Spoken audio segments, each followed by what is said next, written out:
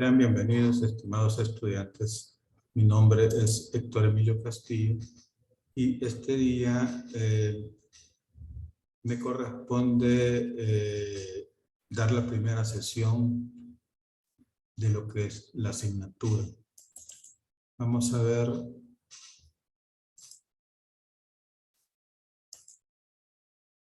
Sí, primero quiero que veamos lo que es el aula virtual. Ustedes tendrán ahí en su aula virtual lo que es la bienvenida. En la bienvenida usted, bueno, aquí está una pequeña recordatoria de qué es la materia y por qué la investigación. Luego tenemos el programa de la asignatura, que es muy bueno que lo vean. Vamos a dar una repasada así muy rápida de qué trata. La secuencia didáctica, que es el conjunto de actividades que están programadas a brindárselas en esta asignatura, las evaluaciones que se les harán. Aquí sabrán las diferentes tareas que tienen que realizar y qué porcentaje tiene cada una de ellas. El calendario académico, donde están desde sus inicios de clases, los exámenes de primer registro, segundo registro, tercer registro. Bueno, aquí está mi currículum por si alguien lo quiere ver. Y otra cuestión que hay que tomar en cuenta son los reglamentos de la universidad. Aquí en los reglamentos tenemos el reglamento disciplinario y lo que es el reglamento de evaluación. Entonces, esto es importante también porque vamos a ver puntos, aquí está, el de evaluación y el disciplinario. Entonces, es importante que revisen esto cuando tengan tiempo y porque, bueno, no sé, lo que es el reglamento disciplinario y el de evaluación se aplica para esta y para todas las otras materias. Ahora, con respecto a lo que es la semana del 11 al 17 de julio, tenemos acá que es la ruta de aprendizaje, donde tenemos ya la agenda semanal, donde vamos a definir los conceptos de creencia, ciencia, teoría, hecho científico, conocimiento científico, conocimiento empírico y método científico, sus tipos, sus características y tipos de método. Bueno, tenemos sesiones el lunes 11 y miércoles 13 a partir de las 4 de la tarde. Si ustedes tienen dudas, hay un foro de consultas para cualquier aclaración, ya sea sobre la tarea o sea sobre algún aspecto visto en clase y que no les quedara muy claro. Aquí pueden solicitar y yo con mucho gusto en 24, al máximo 24 horas les estaría aclarando cualquier consulta. Estos son los links para ingresar a las clases sincrónicas. Las tareas que, como verán, aquí está mapas conceptuales y hasta acá la fecha máxima de entrega, que sería el 17 de julio, que es el domingo. Y aquí se les va a colgar el video de la clase. Esto se los quería enseñar. Aquí está, por ejemplo, en la lectura principal, está lo que muchas de las presentaciones, todo el fundamento teórico está acá. O sea, este es un documento resumido donde ustedes podrán encontrar toda la información referente a lo que es la clase de este día. Bueno, vamos a ver la presentación.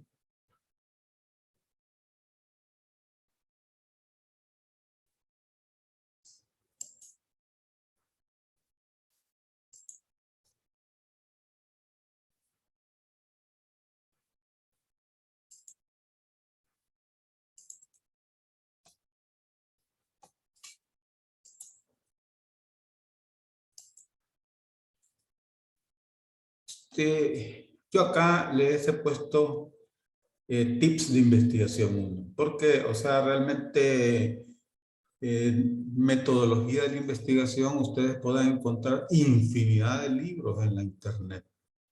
pero ustedes pueden estudiar cualquier libro. Bueno, uno de los que está recomendado para que ustedes puedan, digamos, como lectura complementaria es un libro de metodología científica,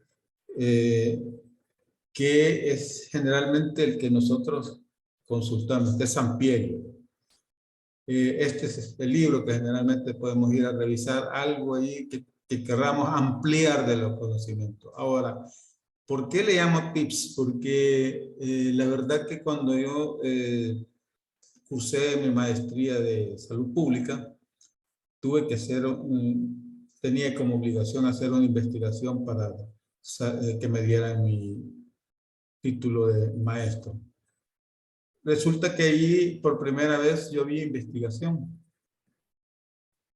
Compré como 3 libros para leer y la verdad son sumamente complejos. El léxico que utilizan es bastante rebuscado y entonces para los nuevos en el ámbito investigativo es difícil entender. Y al final hay algunas partes de la investigación que por más que lea y lea uno, no sabe cómo comenzar. Entonces, ¿qué me tocó después de esa parte? Bueno, allí tenía una doctora que era mi asesora y me ayudó bastante, pero terminé prácticamente y no quedando muy claro cómo hacer, digamos, una nueva investigación. Pero siempre quedé con la inquietud que me gustaba hacer la investigación. ¿Qué me tocó hacer para entender? Leer y leer artículos científicos para entender. En los artículos científicos no es lo mismo que nosotros vamos a ver aquí en un protocolo de investigación, ¿verdad? O sea, el protocolo tiene un desarrollo mayor que lo que es un artículo científico. Prácticamente ellos en lo que es la introducción, ahí está sintetizado lo que es el planteamiento del problema, la justificación y el marco teórico. Entonces, la pregunta de investigación está allí, la hipótesis también está allí. Entonces, todo eso uno lo tiene que aprender leyendo allí, sabiendo que todo eso que está comprimido en una introducción. Entonces fue ahí que se me fue aclarando, digamos, cómo eran los diferentes pasos y cómo hacer, digamos, las diferentes partes que tiene una investigación.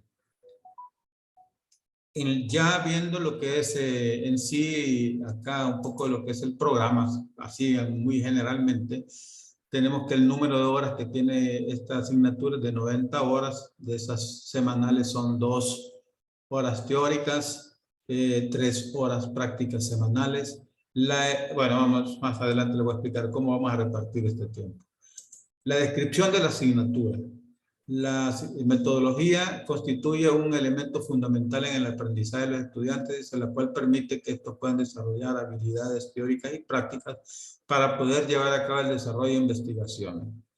Eso es lo principal. Y luego viene lo que es la función clave de lo que es la asignatura. Dice, aplica, o la función clave que ustedes tienen que aplicar. Aplica el método científico de la investigación en salud con la finalidad de indagar cuáles son los principales problemas. Permítanme. Ya, sí, tenía una duda si estaba grabando, pero sí estamos grabando. En salud, el país y cómo se resolverán, participando como investigador en el área de salud. Esto es importante, probablemente ustedes ahora no le den la importancia del caso, pero resulta que ahora, digamos, cuando ustedes van a aplicar a un residentado, les exigen que, incluso en algunos lugares les están pidiendo que hayan publicado un artículo científico, que es, después de la investigación, de hacer el informe final, elaborar un artículo científico. Entonces, por eso es la importancia de que ustedes conozcan lo que es metodología de investigación. Además, cuando ustedes estén como prerequisito para graduarse de doctores en medicina, tienen que presentar una investigación en grupo de 3, por cierto, al final del año social para poderse graduar. Si no la aprueban o no la presentan, no se pueden graduar. Entonces es importante. A mí realmente en veces me da pena, yo soy asesor de tesis de estudiantes en servicio social y realmente es penoso que prácticamente muchos no saben nada. Y también nos interesa. Entonces, la idea es que ustedes empiecen a conocer, tengan herramientas y lo principal que les quede claro cómo hacer. O sea, la idea de esto, a mí no me interesa que se sepan, que se conozcan un libro y lo puedan recitar de memoria. No, no es así. La investigación se aprende aplicando. O sea, si yo no aplico los conocimientos, o sea, realmente aquí, por eso es por competencia. O sea, y por eso aquí incluso dice, en los elementos de competencia, dice, explica los elementos que conlleva la elaboración de un planteamiento del problema en una investigación científica. Elabora la estructura del marco teórico y diseña la metodología de la investigación que comprende la descripción de estrategias, métodos y técnicas que se seguirán en una investigación científica. Entonces, esto es lo que ustedes tienen que saber hacer.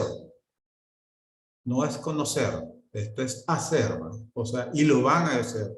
Si bien es cierto, los grupos son cuantiosos porque el grupo ahorita de la sección 2, estamos hablando de 82 estudiantes. En promedio van a ser 16, 17 estudiantes por cada grupo. Son bastantes. Pero tienen que involucrarse. O sea, la manera como voy a preguntarles, yo tienen que involucrarse porque si no, realmente van a quedar en evidencia, no solo ante mí, sino que ante sus compañeros que no participan en el grupo. Vamos a formar grupos, 5 grupos. Bueno, aquí están las unidades. Esto es nada más una parte resumen. Esto es como la secuencia didáctica. Por ejemplo, la primera unidad es elementos básicos de un protocolo. Tenemos 10 horas. Estamos ahorita en esta clase, vamos a... la actividad que vamos a desarrollar son los conocimientos los conceptos de conocimiento científico, empírico, creencias, teoría, ciencia, método, hechos, aplicación del método científico y los diferentes tipos de métodos científicos. Para eso van a tener que ser lo que es un mapa conceptual. Esto ya está ahí en la aula virtual, está la tarea, está definido qué es lo que van a hacer. Es un mapa conceptual sobre lo que es, digamos, en el caso del método científico, cuáles son la clasificación, cuáles son las etapas del método y cuáles son las características del método científico. El conocimiento científico y el conocimiento empírico. Y luego otro mapa conceptual donde está lo que es creencias, hechos, teorías,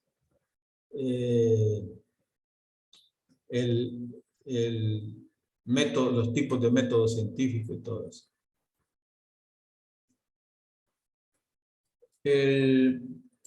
Está la unidad 2, que es el planteamiento del problema. Esto lo vamos a ir viendo en cada etapa, digamos, como va a quedar. Pero esto, digamos, estas son las grandes unidades. La primera prácticamente es la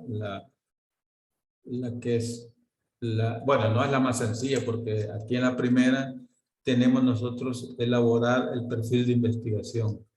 ¿Por qué es importante elaborar el perfil de investigación? Porque en esta etapa, que es, digamos, como el borrador primer borrador de la investigación, yo tengo que hacerlo de una manera que ya tengo que tener claridad de ciertos conceptos, por ejemplo, cuál va a ser mi tema, cómo estoy, digamos, percibiendo el problema en sí, cómo justifico la investigación, qué presupuesto, qué cronograma, qué tiempo voy a invertir en hacerlo. O sea, todo eso va en este perfil. Este perfil varía de acuerdo a las diferentes universidades. En este caso, la Universidad Evangélica tiene definido ya un perfil, yo se lo voy a hacer llegar o se lo voy a hacer conocer cuando lo veamos. Igual, muchas instituciones que financian la investigación les piden inicialmente un perfil de investigación como una, digamos, como una prueba o para valorar qué tan importante o podría ser o de tan impacto podría ser las investigaciones que ustedes proponen realizar, ¿verdad? Entonces, es muy importante lo que es el perfil de investigación. Prácticamente en esta unidad 1 nos vamos a dedicar muchas horas prácticamente a lo que es el perfil de investigación. Incluso van a tener que hacer una presentación de lo que es cada grupo, de lo que es su perfil de investigación.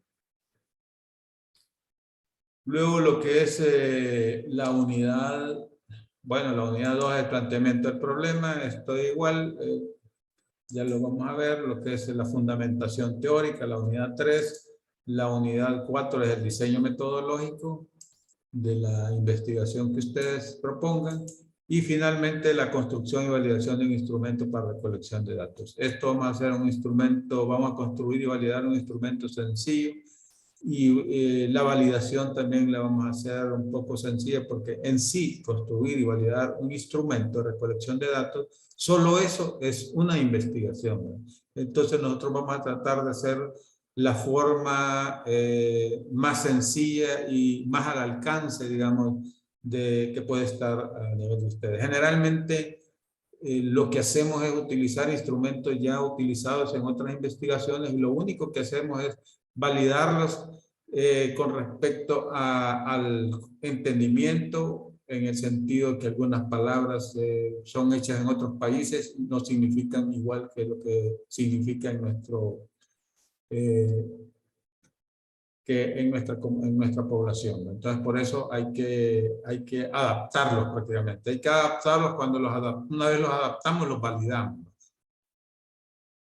Luego tenemos lo que es la evaluación de las competencias. Esto, bueno, no va por unidades, ¿verdad? Acá realmente va, como ustedes verán acá, aquí va, por ejemplo, elaboración de un mapa conceptual sobre conocimiento científico, conocimiento empírico y creencias, y dar ejemplos, 5%. Elaboración de un mapa conceptual sobre ciencia, teoría, métodos científicos y diferentes tipos de otro 5%. O sea que con las tareas que van a hacer este día, ustedes van a estar ganando el primer 10%, bueno, o lo pueden estarlo ganando si presentan bien, van a tener el 10%. Si lo presentan bastante bien, así va a ser la nota, ¿verdad? Y si no lo presentan, saben que perdieron el 10%. O sea que ya no pueden, aunque sacaran 10 en todo de aquí en adelante, lo máximo que podían optar es a tener 9. O sea, hay que guardarle interés especial de que son porcentajes bajos, pero que son sumativos, ¿verdad? Luego tenemos todo, como les digo, aquí esto lo tienen en el aula virtual. Aquí nada más era para que ustedes lo vean, pero esto está en el aula virtual. Ustedes lo pueden bajar y tenerlo ahí para que sepan qué vale cada una de las tareas que ustedes van a estar haciendo, y para que le pongan interés. Y así van las diferentes tareas que hay que hacer, ¿verdad? El examen parcial tiene un valor de 30% de cada registro, son 3 registros. Luego acá tengo unos apartados, allá les dije en el aula virtual, en la bienvenida, estaba ahí unos reglamentos, ¿no? Aquí les he puesto algunos que son importantes, porque sucede muy a menudo, y para que lo tengan en consideración cuando les vaya a suceder o quieran hacer que suceda, mejor piensen, ¿no?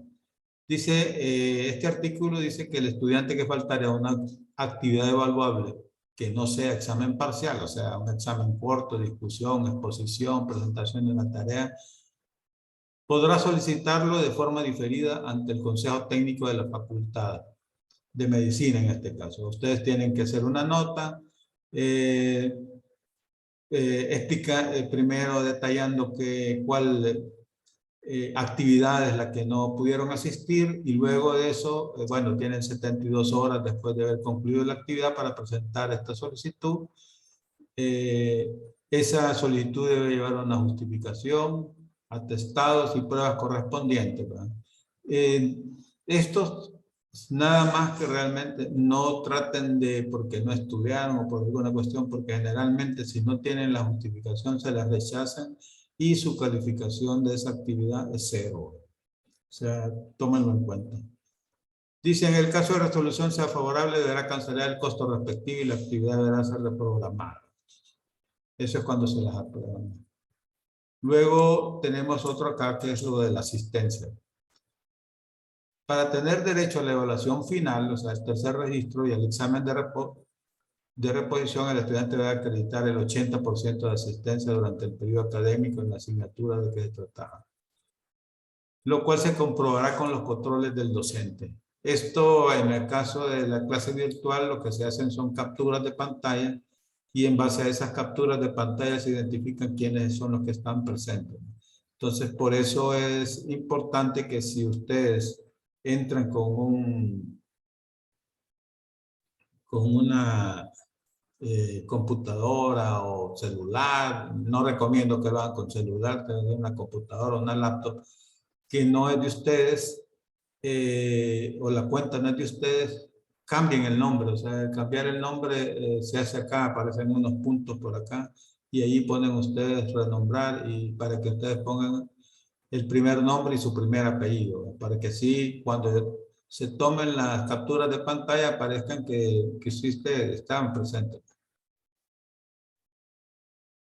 Esto, bueno, esto es lo que tenía como, pero ahí está lo que es el reglamento de evaluación y está el disciplinario también. O sea, ante cualquier situación ustedes lo pueden consultar. Está en el aula virtual, o sea que no se puede alegar ignorancia de que no tengan acceso. Ahora vamos a ver lo que es el modelo de enseñanza de competencia. El modelo tradicional es que, bueno, lo que estoy haciendo ahorita. Yo estoy bla, bla, bla, ustedes toman algunos apuntes o atienden y el alumno realiza actividades y sus deberes y estudios los hace fuera de clase. Eso es el modelo tradicional. ¿Qué es lo que queremos hacer nosotros? Hacer el modelo invertido. El modelo invertido lo que busca es que el alumno prepare la lección y para que asimile lo preparado. Esto es fuera de clase. Entonces, muchos hay confusión y en veces hasta reclamos. Dicen, bueno, es que el profesor ya no quiere dar la clase, quiere que yo la dé. Y entonces no se trata de eso. No se trata de eso. Lo que se trata es que por lo menos ustedes a cada clase lleguen leídos por lo menos de lo que trata. Por eso siempre se les pone una lectura principal, en veces una lectura complementaria, pero la lectura principal es rigor que la deben leer, al menos leer. ¿Por qué? Porque lo que trata es que en este modelo nosotros, yo por lo menos siempre les voy a dar una explicación breve de lo que es en sí el tema a tratar.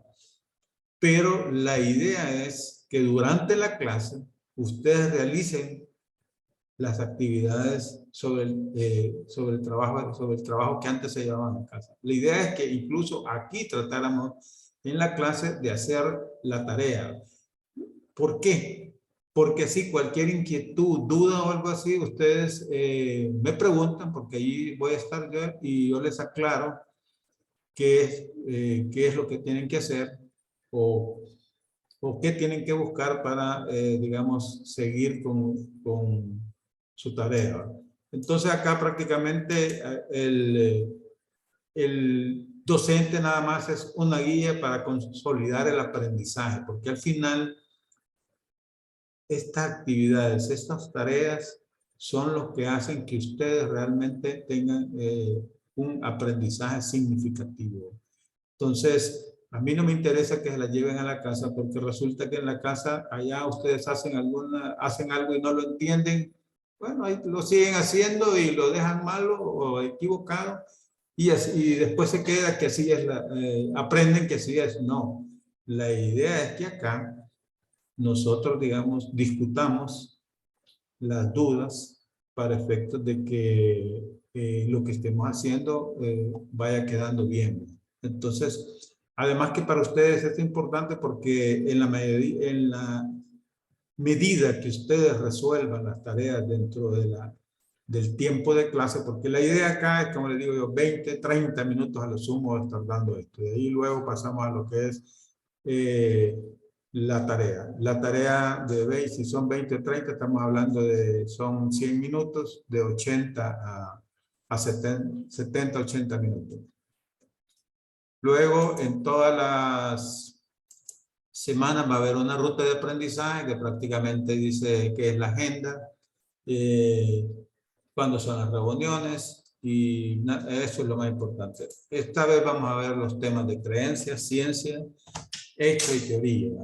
Eso prácticamente, así como está desglosado acá, es que ustedes van a, ¿cómo se llama?, a presentar su mapa conceptual. O sea, en un mapa conceptual va a ir qué son las creencias, qué es ciencia, qué es hecho científico y qué es teoría. En el otro mapa conceptual, el método científico, sus etapas, características, tipos y tipo de conocimiento, ¿verdad? En el otro mapa conceptual. ¿Qué es una creencia? En sí, la creencia es una actitud mental que consiste en la aceptación de una experiencia, una idea o una teoría, considerándolas verdaderas, sin que medien ni hagan falta demostraciones argumentales o empíricas. Es decir, aquello que decidimos creer y afirmar sin que tengamos el conocimiento o las evidencias de que sea o pueda ser cierto. Son una de las primeras formas de aproximación, dice, del humano con que contó para sus primeros conocimientos. Una situación que hay que tomar en cuenta, que no toda creencia es necesariamente falsa, pero en el momento que esa creencia la procedemos a comprobar, científicamente deja de ser creencia y pasa a ser conocimiento, una ley científica u otro tipo de saber. Tipos de creencias. Las creencias pueden ser externas e internas. Las externas se basan, dice acá, como o parten de explicaciones dadas por otras personas a las que se les confiera autoridad. Hay ejemplos de esto, por ser las ideológicas, que estas generalmente son por grupos sociales. Acá están las creencias, por ejemplo, políticas, y las religiosas, que, como dice acá, son modelos de creencias que no dependen de la realidad humana, están basados en la fe. Luego las internas,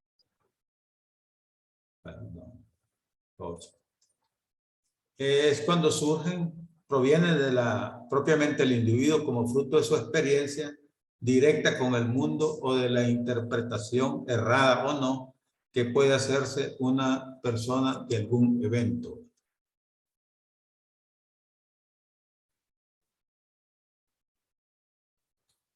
Tenemos algunos ejemplos de creencias, como por ejemplo hay una sociedad que se llama terraplanista, que es una sociedad que, imagínense, que se inició allá en el siglo XV, y a 2017 todavía hubo una reunión, un congreso, y esos son grupos que tienen la firme creencia de que el planeta Tierra es plano en lugar de esférico. A estas alturas de que, como ha avanzado la ciencia, todavía hay ese tipo de creencias, ¿no?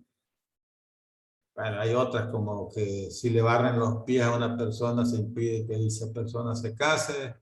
Eso en veces es muy usado por algunas personas que dicen que ya las dejó el tren, pero bueno, todas esas son creencias.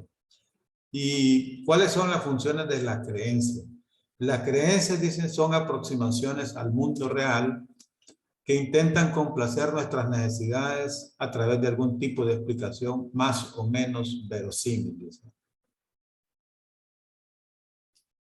Las creencias nos guían a través del mundo, nos orientan respecto a quiénes somos y qué queremos, sin por ello decirnos realmente qué son las cosas, sino quiénes somos los que las observamos. O sea, cada quien tiene sus creencias. Luego vamos a ver lo que es ciencia. Ciencia, dice, es un conjunto de conocimientos obtenidos mediante la observación y razonamiento sistemáticamente estructurados, trasladados a experiencias de las que se deducen principios y leyes generales, con capacidad predictiva y comprobables experimentalmente. Eso es bien importante, eso es lo que hace la diferencia entre una ciencia y una pseudociencia. La ciencia es una rama del conocimiento, dicen, que se basa en datos objetivos y verificables que se obtienen mediante la observación, la experimentación y el uso de la razón para establecer conclusiones, teorías o leyes. Luego tenemos el hecho. Bueno, llamamos hecho o suceso, a los sucesos, perdón, o datos que se presentan como comprobados y se exponen de una manera objetiva, sin intervención de las creencias o juicios de autor. Pueden ser verdaderos o falsos. Un hecho científico es simplemente una observación que ha sido repetida y confirmada tantas veces que podemos aceptarlo como verdadero. Pero en la ciencia, dice, todo tiene un nivel de incertidumbre. Es decir, podríamos decir que por ejemplo, el caso de la ley de la gravedad, que cada vez que soltamos un objeto este cae al suelo, en la ciencia siempre deja una pequeña hendidura donde hay posibilidad que eso no lo haga. Y de hecho, en la Tierra se cumple la ley de la gravedad, pero en el caso de la Luna no se cumple. Entonces, el objeto, prácticamente como la gravedad cambia, no cae por lo menos con la misma velocidad. Luego tenemos lo que es la teoría. Una teoría científica es el planteo de un sistema abstracto, dice, que constituye una explicación o descripción científica, un conjunto relacionado de observaciones o experimentos. En un marco conceptual que se usa para explicar hechos, es un marco conceptual que se usa para explicar hechos, fenómenos o leyes y para predecir nuevos hechos y fenómenos. Así, una teoría científica está basada en hipótesis o supuestos verificados por grupos de científicos. Cuando algo en ciencia es llamado teoría, significa que ha pasado las pruebas más difíciles que podemos hacer. Diferentes hechos, hipótesis y leyes han ido pasando por el filtro hasta llegar a la teoría que conocemos. ¿Cuáles son las características de la teoría científica? Relaciona numerosos hechos, sugiere numerosas relaciones y permite hacer predicciones que se pueden comprobar experimentalmente. Es útil para resolver problemas cuantitativos. Esto es importante notarlo porque después vamos a ver nosotros que hay diferentes enfoques de investigación, ¿verdad? Uno es cuantitativo y el otro es cualitativo. O sea que en el caso de la teoría no aplica para las partes problemas cualitativos. Luego, bueno, tenemos teoría científica, dice un conjunto de leyes cuya función es explicar las regularidades que describen dichas leyes. Características, relaciona numerosos hechos, sugiere nuevas relaciones, permite hacer predicciones, es útil para resolver problemas. La ley científica es una hipótesis confirmada por múltiples experiencias. Ahí tenemos la ley de la dinámica. ¿Cómo se expresa una ley? en forma de ecuación, en forma de enunciado y generalmente en medicina como expresión funcional. Ahí tenemos un ejemplo: la función del aparato respiratorio es producir el intercambio de gases, etc.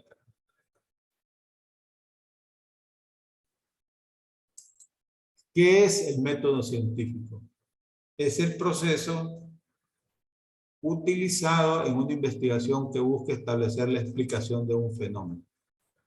Es un proceso destinado a explicar fenómenos, establecer relaciones entre los hechos y enunciar leyes que expliquen los fenómenos físicos del mundo y permitan obtener con estos conocimientos aplicaciones útiles al hombre.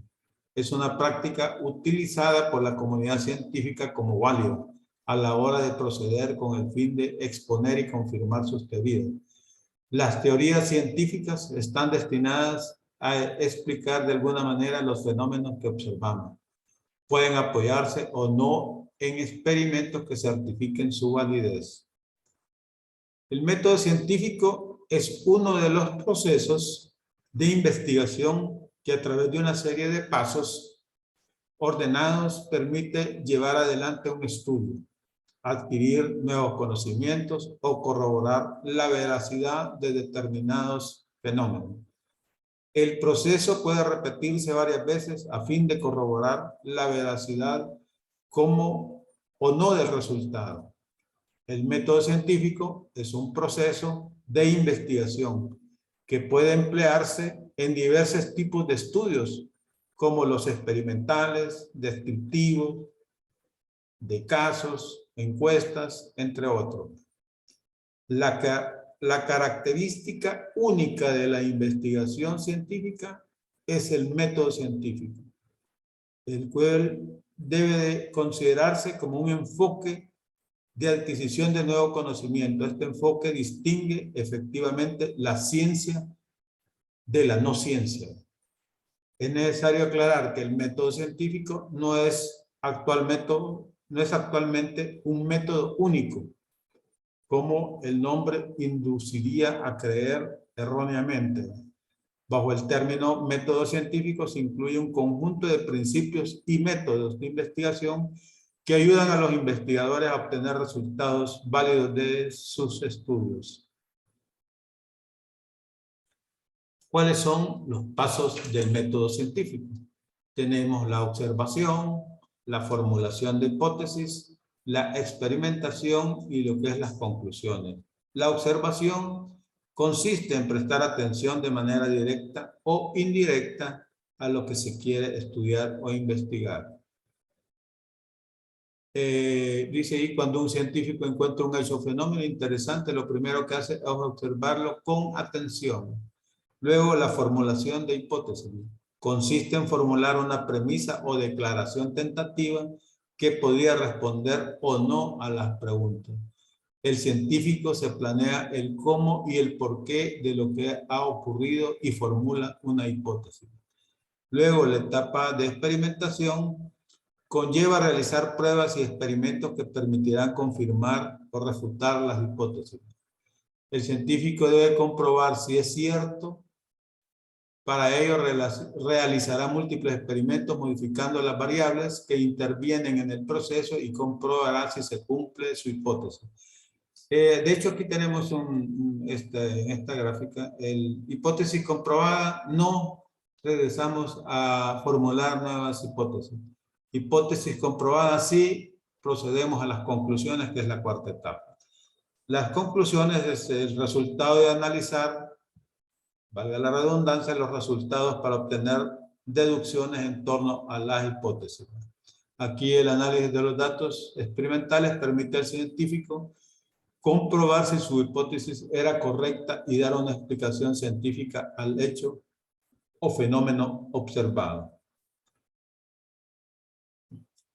Acá nosotros decimos, bueno, nosotros realmente aplicamos el método científico en nuestro quehacer rutinario de nuestra vida. Aquí tengo un ejemplo de un caso de la vida cotidiana que está muy vinculado con el quehacer de nosotros. Nosotros venimos y tenemos nuestra computadora, la encendemos, no enciende. Entonces, los pasos que vamos a aplicar para resolver este problema son a la observación. Entonces, en la observación, ¿qué vamos a hacer? Vamos a revisar el equipo si a simple vista, vamos a ver si los cables están conectados, si hay energía eléctrica. Luego, después de eso, vienen las preguntas. Para corroborar, primero vamos a ver si, bueno, se quemó el ordenador, alguno de los cables está fallando, y entonces ya una vez que nos hicimos las preguntas, vamos a comprobar. Las preguntas son prácticamente las hipótesis. Nosotros venimos entonces con la experimentación y vamos a primero desenchuflar los cables conectados, luego los volvemos a conectar firmemente, luego encendemos a ver si nuevamente la computadora, y si inicia de manera habitual, corroboramos que realmente el problema era de que los cables estaban mal enchuflados. Y ahí viene la conclusión, ¿verdad? Se corrobora que el problema estaba en la conexión de los cables, que no estaban correctamente enchuflados en su respectivo feature. Y por eso no hacían contacto. Entonces, así hacemos nosotros realmente, hacemos en la práctica algunas aplicaciones rudimentarias del método científico. Observamos, formulamos hipótesis haciendo preguntas, después experimentamos, es esto. Entonces, podría aplicarse el caso de un vehículo, no enciende, abrimos el capó, revisamos la batería, vemos si está bien conectado, vamos otra vez a probar, bueno, decimos, vamos a ver si es la batería, probamos experimentando, arrancando nuevamente, no arranca, entonces ahí la hipótesis no se comprobó y formulamos otra hipótesis, es el alternador o es la bujía o cualquier otra cuestión, y empezamos otra vez. Entonces, sí aplicamos nosotros el método científico de una forma rudimentaria, pero lo aplicamos en nuestra vida diaria. O sea, no podemos decir que no somos científicos. Luego, lo que es la observación, ¿verdad? En sí la observación también tiene etapas. Y estas etapas, digamos, puede ser que en algún caso la observación sea el único método a emplear. Aquí primero se plantea un objetivo, se especifica qué vamos a observar, vamos a recoger los datos. Luego de que recojamos los datos, vamos a analizar e interpretar esos datos recolectados. Y una vez ya interpretando los datos, elaboramos conclusiones. Luego comunicamos esos resultados. Mucha investigación, incluso de la que hacemos aquí en la universidad, queda en esta etapa. Porque no hacemos experimentación. ¿Por qué? Porque la normativa ética para lo que es la experimentación en seres humanos es bien estricta. Entonces nosotros tenemos que someter en el caso de que sea experimentación, no solo al Comité de Ética de la Universidad, sino que al Comité Nacional de Ética, que está allá en el Instituto Nacional de Salud. Entonces es mucho más complicado y hay una serie mucho más rigurosa que cualquier otra investigación. Esto generalmente, ¿cuándo se usa? Se usa en nuevos medicamentos, nuevas pruebas diagnósticas. Como estudiantes, digamos, ustedes las podrían aplicar en intervenciones educativas, porque yo, por ejemplo, tengo un grupo de diabéticos a los cuales primero les paso una encuesta sobre conocimientos de la diabetes mellitus, después les doy una capacitación sobre el estilo de vida de un diabético que debe tener un diabético, luego les vuelvo a pasar el mismo cuestionario que les pasé antes y veo realmente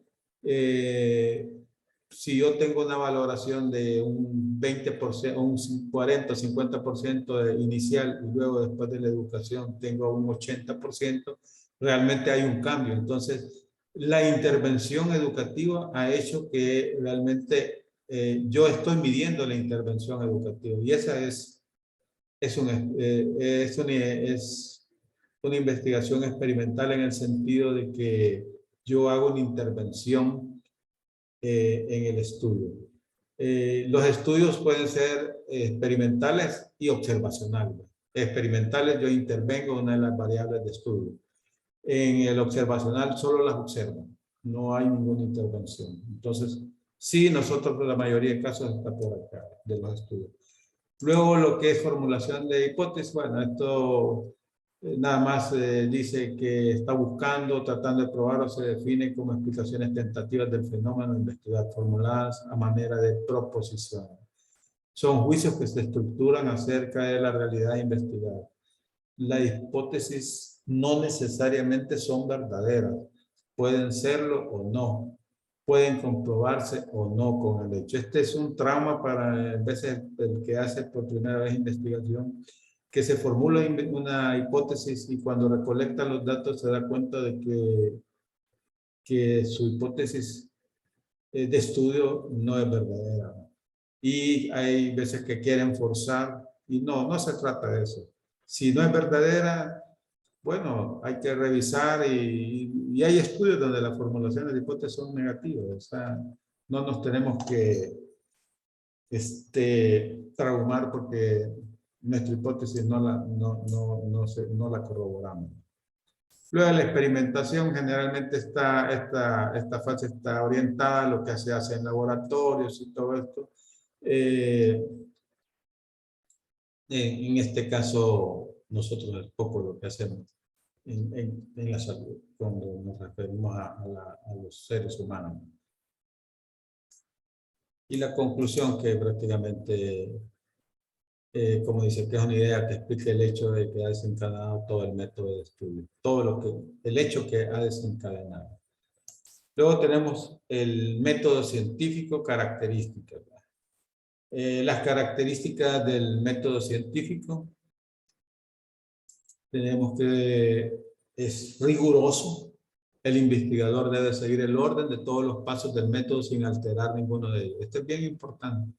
Cuando ustedes hacen el protocolo de investigación, ahí lo que estamos escribiendo es una guía de qué es lo que voy a hacer yo en investigación. Y esa guía la tengo que seguir paso a paso.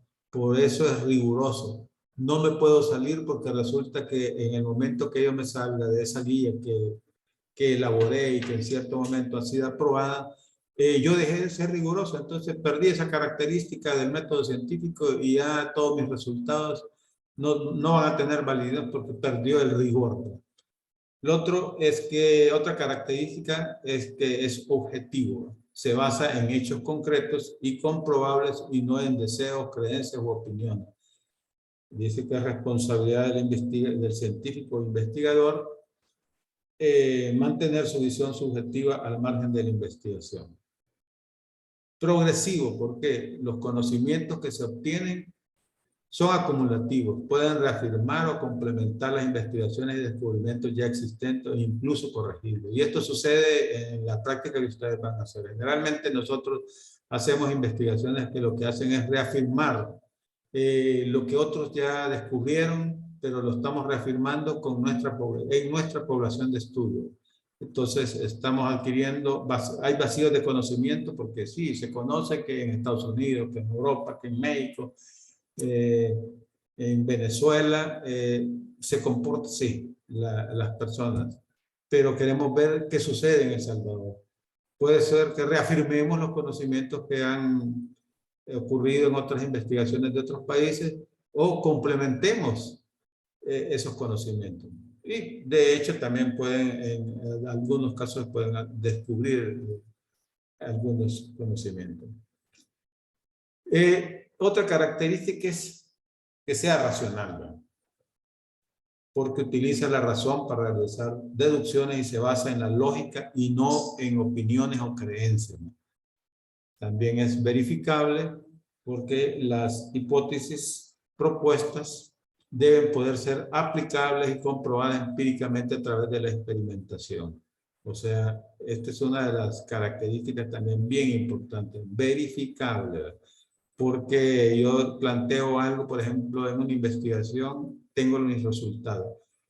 Hay una cuestión, una parte del protocolo que se llama material y método. Yo escribo ahí toda la metodología, paso por paso, que cómo obtuve la muestra, cuál fue el cuestionario que utilicé, y si usé pruebas de laboratorio, qué pruebas hice, con qué métodos, y todo eso, bien detallado, porque la idea es que venga otro y diga, bueno, yo quiero realmente reafirmar o corroborar esa investigación, pero en mi población. Viene él y sigue la misma metodología, y si llega a los mismos resultados en su población, ahí eso me está diciendo que es verificable, y eso es importante. Por eso es que en esa parte de material y métodos nosotros tenemos que ser, ¿qué es la metodología? El capítulo 3. Nosotros tenemos que describir paso a paso qué vamos a hacer para que cuando alguien vea nuestra investigación diga, yo quiero ver estos resultados. De hecho, algunos, digamos, cuando muestran los resultados, se van, como se llama, a ver la información, los datos, para verificar qué tan cierto es, más que todo cuando se aplican hipótesis. Luego, tipos de métodos científicos. A mí me interesa realmente que ustedes conozcan lo que es el inductivo y deductivo. El inductivo dice el método que utiliza el razonamiento para llegar a las conclusiones, partiendo de hechos aceptados como válidos previamente, hasta alcanzar conclusiones, cuya aplicación es de carácter general e inicia con un estudio individual en los hechos y se formulan conclusiones universales que se postulan como leyes, principios o fundamentos de una teoría. El método deductivo, ahí en ese sistema se toman las conclusiones generales para explicaciones particulares, ¿no? Este método se inicia con el análisis de los teoremas, leyes, postulados y principios de aplicación universal y de comprobada validez para aplicarlos a soluciones o hechos particulares. Los otros métodos, nada más para que sepan que realmente métodos científicos, de hecho en esta presentación aparecen 8, hay más todavía, pero nosotros que nos interesan, digamos, en salud, porque prácticamente es en estos dos métodos que nosotros sustentamos nuestro quehacer investigativo. Aquí hay una relación entre la teoría y la investigación, ya sea cualitativa o cuantitativa. Las ciencias de la salud, dice, descansan en dos componentes principales, teoría e investigación empírica. O sea, esas dos, teoría e investigación. Los científicos operan en el mundo de la observación y en el de la experiencia. Investigar, dice, partiendo de una teoría. La estrategia de la teoría seguida de la investigación implica 5 etapas. Construcción de una teoría o modelo. Selección de una proposición derivada de la teoría o modelo que guíe la investigación empírica. Diseño de un proyecto de investigación para probar la proposición, la propuesta, digamos. Si la propuesta derivada de la teoría se rechaza por los datos empíricos, hacer entonces cambios en la teoría o en el proyecto de investigación, ¿no? Si la propuesta no se rechaza, seleccionar otra propuesta para probar o intentar mejorar la teoría. Esta estrategia es típica de los diseños cuantitativos. Nosotros, o sea, nosotros la estrategia de la teoría seguida de la investigación. Nosotros prácticamente lo que vamos a desarrollar en lo que es metodología de la investigación es el enfoque cuantitativo, o sea, los diseños cuantitativos. Vamos a hablar del diseño cualitativo, realmente en qué consiste el enfoque, cuáles son las diferencias con el cuantitativo y qué tipos de diseños existen así en una manera muy sintética. La otra tipo de investigación, o sea, es previa a la teoría. O sea, aquí la estrategia de investigación, dice, antes de la teoría, incluye 4 etapas. Investigación de un fenómeno. Aquí empezamos investigando el fenómeno. Ya comenzábamos nosotros construcción de una teoría o modelo. Ahí empiezan las diferencias. Medición de los atributos. Análisis de los datos resultantes. Construcción de la teoría. Aquí llegamos al final a construir una teoría. Allá nosotros hacemos, realmente llegamos a una propuesta derivada de la teoría.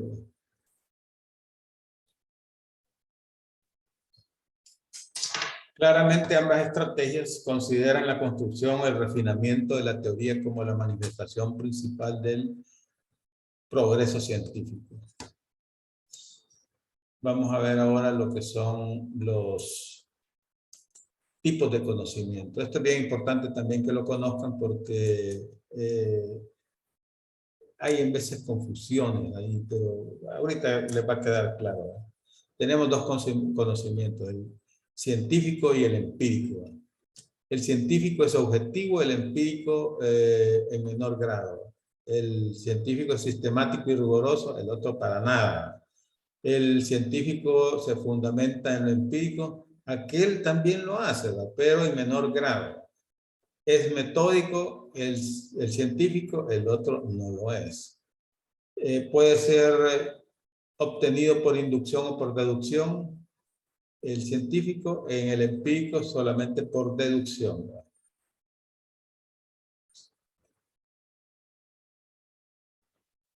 Dice, todo conocimiento se origina mayormente desde 5 fuentes, ¿verdad? O sea, todo conocimiento, la tradición, autoridad, ensayo-error, razonamiento deductivo y método científico.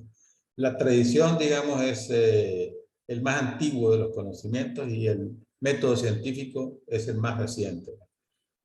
El conocimiento científico es el conjunto de saberes comprobables dados por los pasos contemplados en el método científico. O sea, hay que tener claro que este es producto del método científico.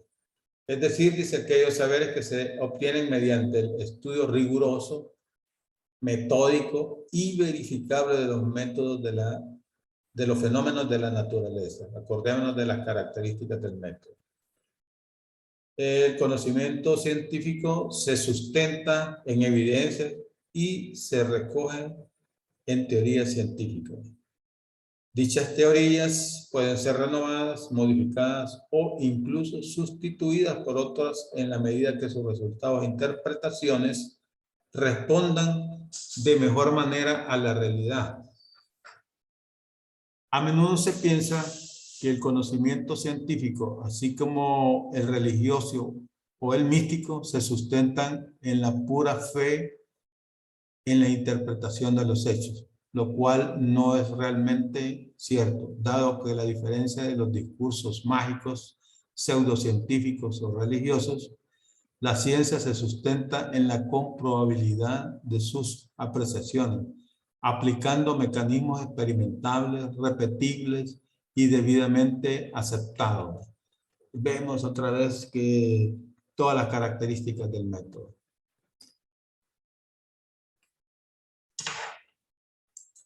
Tenemos, bueno, investigación científica, método científico.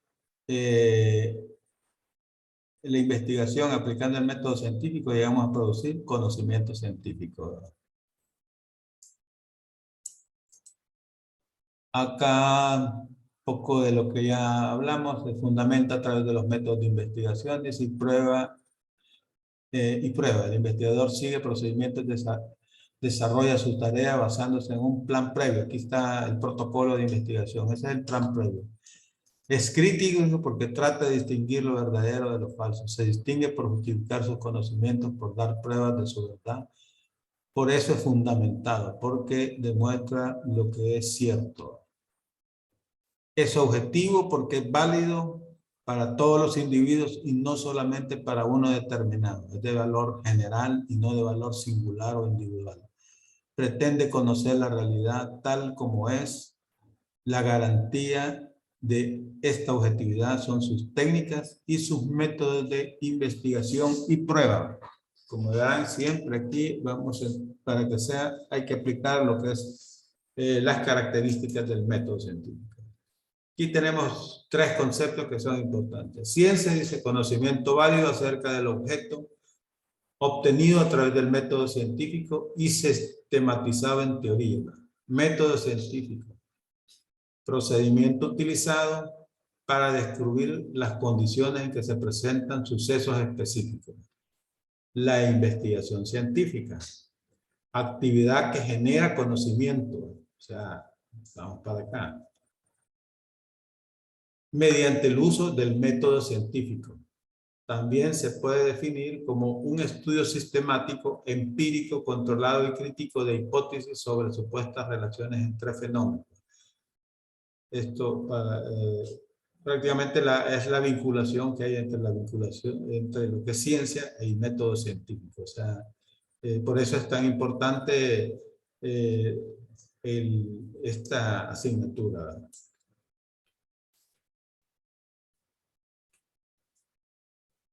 Luego tenemos lo que es el conocimiento empírico, ¿no? Este es el que se basa en la experiencia, es personal, puede ser el inicio del conocimiento científico. Este tipo de conocimiento generalmente lo formamos en base a nuestra experiencia personal, captando las características de los seres vivos, los objetos y fenómenos del mundo por medio de nuestros sentidos. Podemos captar colores, olores, texturas, sonidos y demás de acuerdo a la realidad. Es subjetivo y también se le llama conocimiento no científico. Ha sido también este tipo de conocimiento el que ha servido, esto es bien importante, ¿verdad?, de fundamento para aparición de la ciencia moderna y el pensamiento y métodos científicos. ¿Qué tipos de conocimiento empírico existen? Tenemos el conocimiento particular, que es el que se refiere a casos específicos de la realidad, conocimiento de los cuales no es posible garantizar que se pueda aplicar a todos los casos en general. Esto quizás la importancia que tiene y muy aplicado en la parte de salud, porque acá tenemos, por ejemplo, hay algunos médicos que dicen, no, yo trato a mis pacientes con tal medicamento para tal cosa y les ha caído bien, pero ¿cuáles son mis pacientes? ¿Cuántos? ¿Qué representatividad tiene como que para que yo pueda garantizar que eso se puede aplicar, digamos, a todos los casos en general?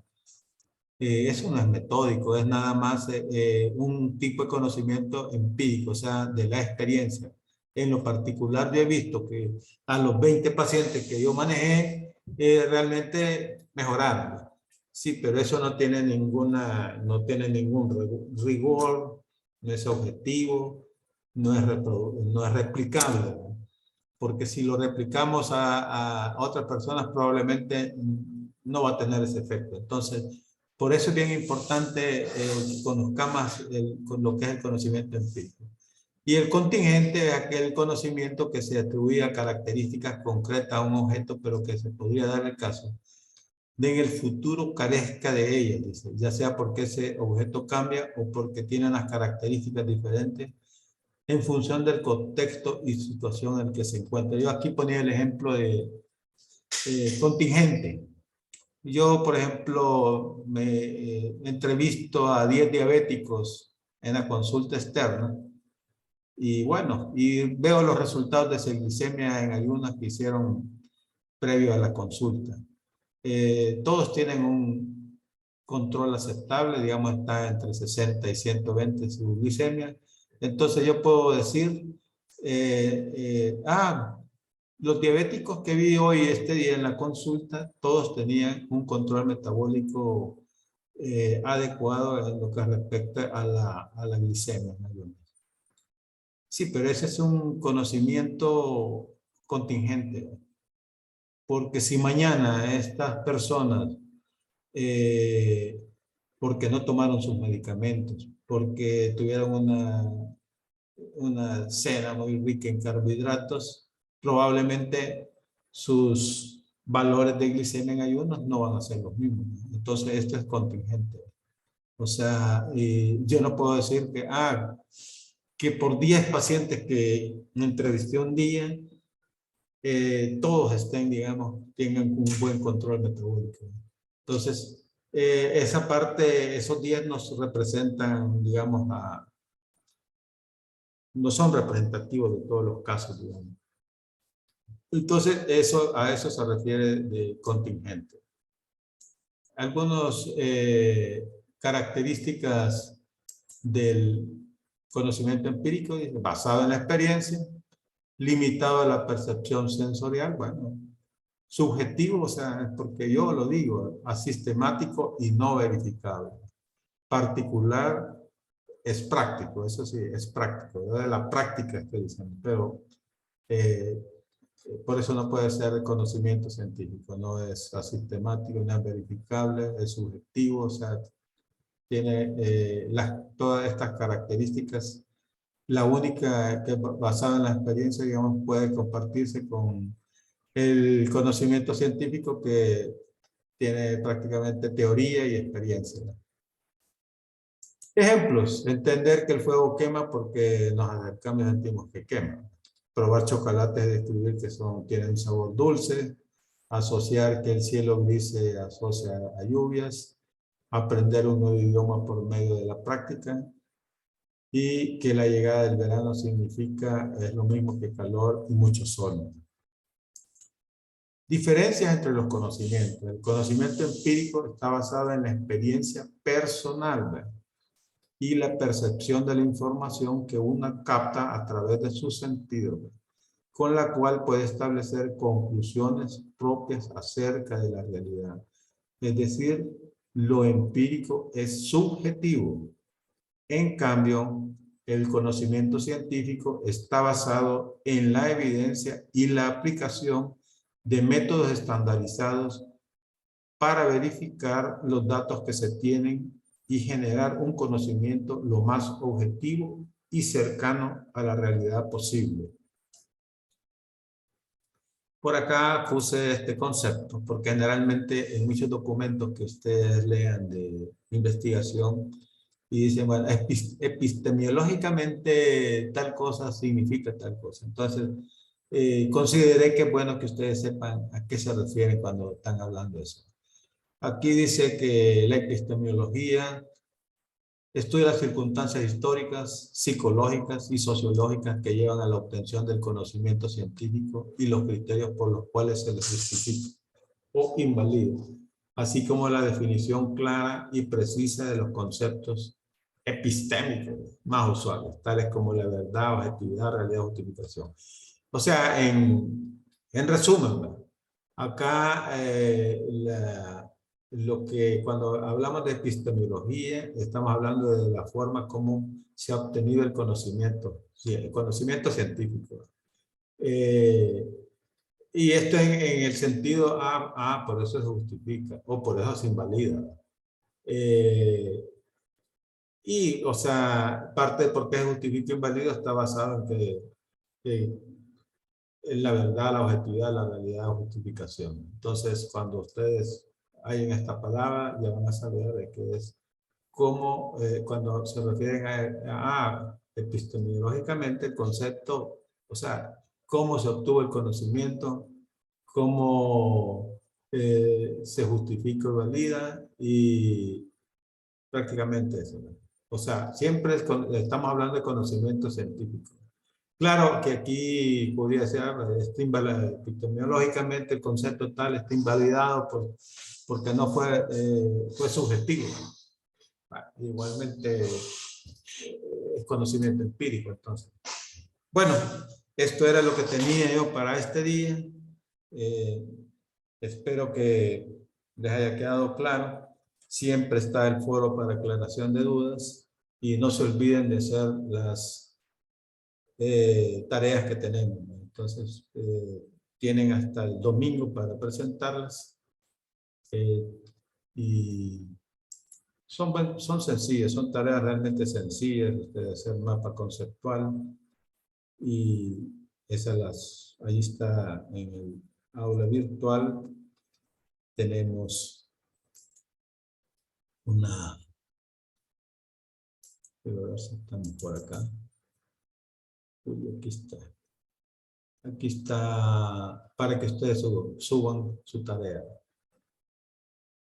Entonces, acá les voy a colgar el video para que si algún concepto no ha quedado claro o quieran volver a verlo. Pero una cosa, todo esto está en este documento. Método científico, etapas y características, tipos de conocimiento. Aquí está todo. Le he tratado de sintetizar, ¿verdad?, de diferentes documentos y dejarlo en un solo para que no quiero que anden leyendo, la verdad no quisiera que el tiempo ustedes anden leyendo 5 libros, 2 o 3 libros, no.